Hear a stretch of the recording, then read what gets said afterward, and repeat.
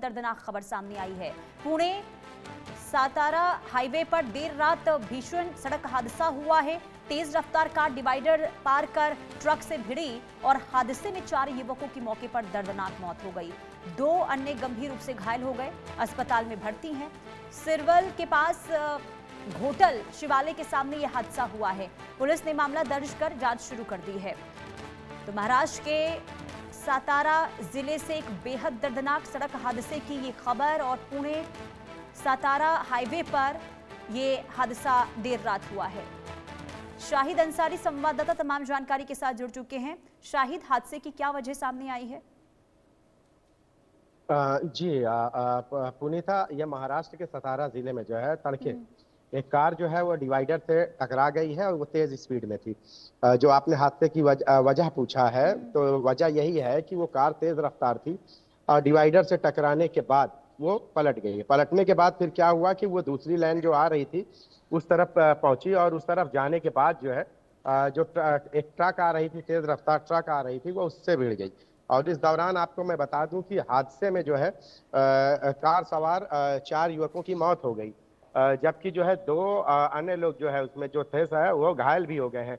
Police ने ये जानकारी दी है और जानकारी के मुताबिक हादसा रात करीब 1:10 के आसपास जो है ये पेश आया है, जब खंडाला तहसील के जो है शिरवल में पुणे बेंगलुरु जो है हाईवे पर जो है सतारा पुणे हाईवे पर जो है ये हादसा पेश आया है।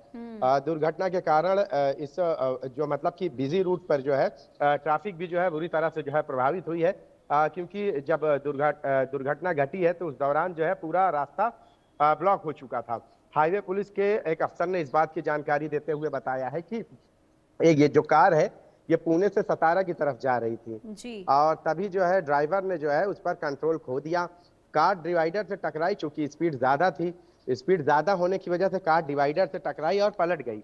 इसके बाद दूसरे लाइन की तरफ यानी कि उसके अपोजिट दिशा में जो आ रही थी वहां से एक कार से उसकी टक्कर हो गई। अधिकारी के मुताबिक कार में जो 4 लोग थे उनकी जो है घटना स्थल पर ही मौत हो गई, जिनके नाम जो है वो जो है पुणे जिले के वेदांत अर्जुन वारेंगे है, इनकी उम्र 19 साल है, और सोंडलिंग धीरेन्द्र ठाकुर ये भी 19 साल के हैं। निखिल बालू राउत ये जो है 20 साल के हैं, जबकि आदित्य बाला साहेब गरुड़ इनकी उम्र 19 साल के रूप में ये इनकी पहचान हुई है। पुलिस ने जो है ये सारी प्रक्रिया पूरी करने के बाद जो है कार में जो है सवार 2 अन्य लोग जो है, जो दोनों की उम्र करीब 20 साल है, ये जो है पुणे के कामशेत के रहने वाले हैं, वो जो है इस हादसे में जख्मी हुए हैं। उनको भी जो है चोटें आई है, उनका भी इलाज चल रहा है। पुलिस ने जो है बताया है कि दुर्घटनाग्रस्त वाहनों को बाद में जो है क्रेन की मदद से यहाँ से हटाया गया है, जिसके बाद हाईवे की अब फिलहाल यातायात जो है बहाल कर दी गई है। इसके साथ साथ इस पूरे मामले की पुलिस जांच कर रही है और जांच करने के बाद ही इस पूरे मामले में कानूनी कार्रवाई की जाएगी। हालांकि प्राथमिक जानकारी में जो बात पुनीता पता चली है वो यही थी कि कार जो है तेज स्पीड में थी और डिवाइडर से टकरा गई। उस रूट के बजाय बल्कि वो अपोजिट डायरेक्शन में जो गाड़ियां आ रही थी वो इतनी ज्यादा स्पीड में थी कि उस तरफ चली गई और फिर वहां सामने से ट्रक आ रही थी, वो उसकी जद में आ गई और फिर उसके बाद बुरी तरह से जो है ये हादसा पेश आया। जी। लेकिन शाहिद, अब लगातार देखें हादसों की खबर सामने आती है, खास करके ओवर स्पीड का जो मामला है जिसमें लगातार बढ़ोतरी देखने को मिल रही है। क्या इसे लेकर ट्रैफिक नियम को लेकर सख्ती नहीं बरती जा रही है? आखिर ऐसे जो मामले हैं सड़क हादसों के, उसमें इजाफा हो क्यों रहा है? नाकामी सीधे तौर पर यहाँ पर सोचे कि अब जिनकी जिम्मेदारी है वो अपनी जिम्मेदारी को सही तरीके से नहीं निभा रहे, जिस वजह से हादसों में इजाफा हो रहा है।